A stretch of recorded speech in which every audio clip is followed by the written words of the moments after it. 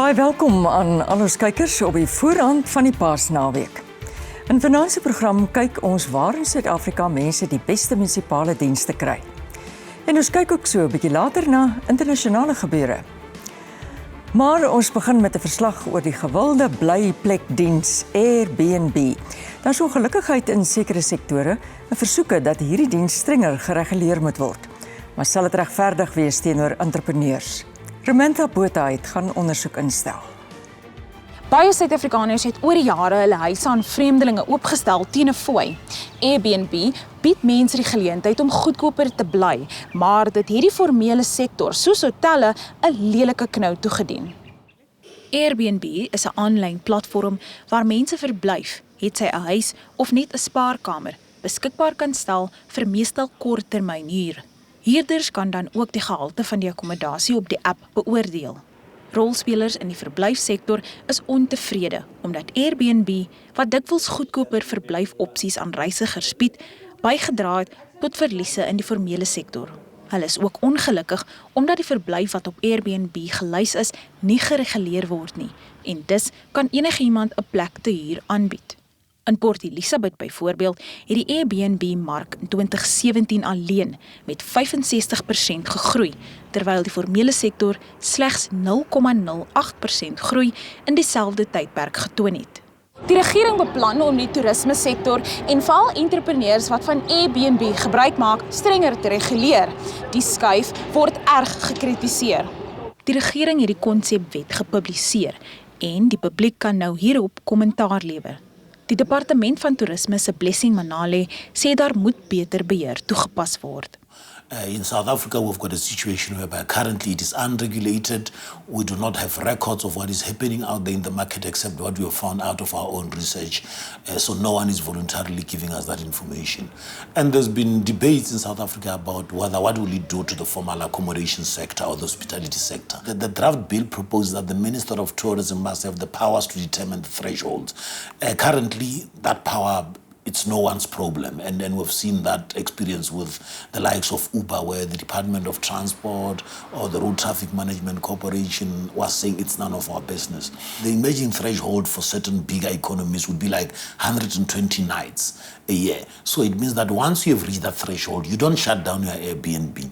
You must automatically trigger all other compliance and governance issues. It means that you must then move into the right zoning space. You must pay the appropriate taxes. So the threshold is for when you have not yet formalized, but once you break the threshold, all other incentives and disincentives kick in. Manale sê so 'n wet sal die speelveld gelyk maak. So it will make sure that where there is higher densities of these services, everyone else benefits, so that it is not only first mover advantage. And I know that people would say, but I came in first, therefore I've got an inherent right to the market. And that's not how society, developmental economics should work. Hy voeg by dat die formele sektor meer sal moet doen om by sy verbruikers se behoeftes by te bly. Basically, Airbnb is beginning to say that I don't need a branded piece of soaps. Why must I pay for it? I don't need a branded towel as long as it's white and it's clean and it's washed every day. So actually, the hotel industry and the formal sector must start thinking, what do we offer the client and not how much money we want to make from the client.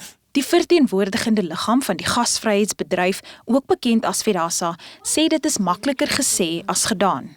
Airbnb in this space does provide, in some instances, cheaper accommodation.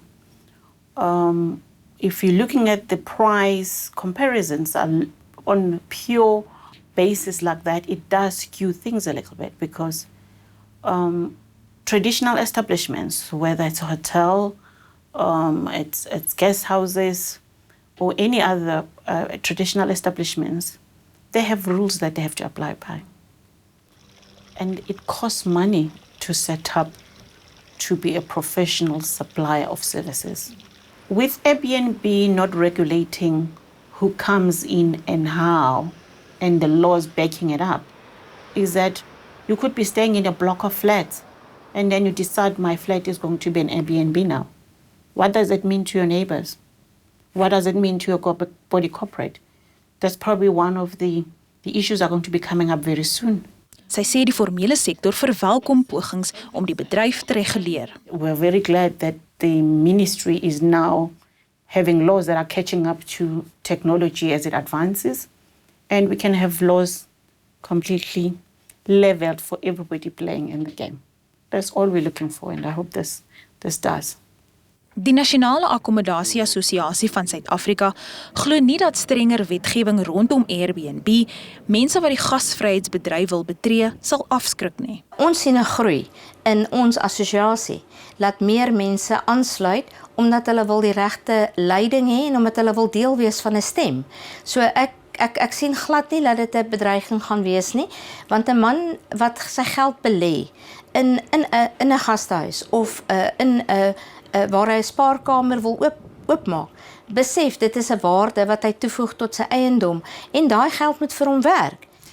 Sonja Greifner is huiseienaar wat die kothuis op haar erf deur Airbnb verhuur. Die meeste van haar gaste is mense wat Johannesburg vir besigheid besoek. Ek verstaan dat die koek net so groot is en dat dit in 'n sekere hoeveelheid dele moet gesny word, maar as 'n toerist of as 'n besigheidsmens wat reis, dink ek boek jy tog 'n plek, maak nie saak of dit 'n hotel, gastehuis of 'n Airbnb is, wat in jou behoeftes voorsien nie. Dis tog maar basies waaroor dit gaan. So as my cottage perfek is vir die ou se situasie, dan gaan hy dit boek. Ek het geen beheer oor wie wat boek wanneer nie. Sy werk van die huis af en die Airbnb kothuis dien as haar tweede inkomste. Dit is my inkomste 'n maand en dit is basies wat my huishouding aan die gang hou. Ek is nie 'n hotel nie en ek was nog nooit, ek wil ook nie een wees nie, maar mense kyk na hulle, dit gaan oor waarde vir geld. Wat gee ek vir hulle en waarvoor betaal hulle? So as hulle hou van wat hulle sien, gaan hulle dit boek. Dit blyk of die man op straat ook met haar saamstem. I use the Airbnb app because it's the easiest way to book a place to stay, especially when you're traveling. I use Airbnb primarily because it's easy to use. I mean, I'm a millennial, technology is our thing. And I find the prices quite reasonable, to be honest. You can leave honest reviews, and based on what has happened previously, you'll always have that information for you. Yes, I do use Airbnb. I'm currently staying in one for the next couple of months, actually. I immigrated and I've come back for work, and instead of staying in a hotel for a long-term stay, I prefer the comforts of home, a kitchen, a bedroom, a lounge, that kind of thing.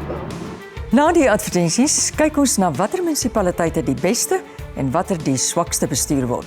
Bly ingeskakel om te kyk of jou munisipaliteit dalk onder een van die kategorieë val. Ons is nou weer terug.